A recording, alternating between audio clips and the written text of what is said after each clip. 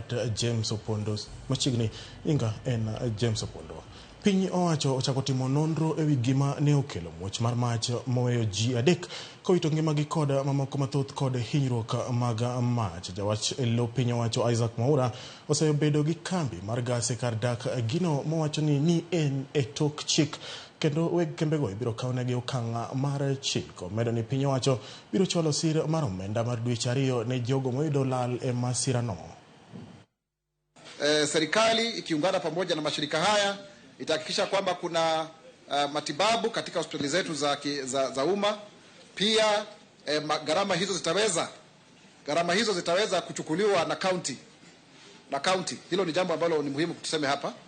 Na pia kutakuwa na blanketi, vyakula na vifaa vya kutumia nyumba.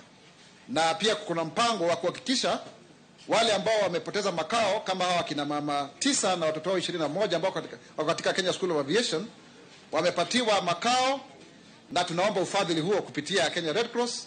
Na pia Kenya Red Cross iko tayari, shirika la msalaba mwekundu, kupatiana shilingi 6,000 kila mwezi kwa miezi 2-3 hivi, ili watu waweze kujimudu kama ni mambo ya kodi na kadhalika.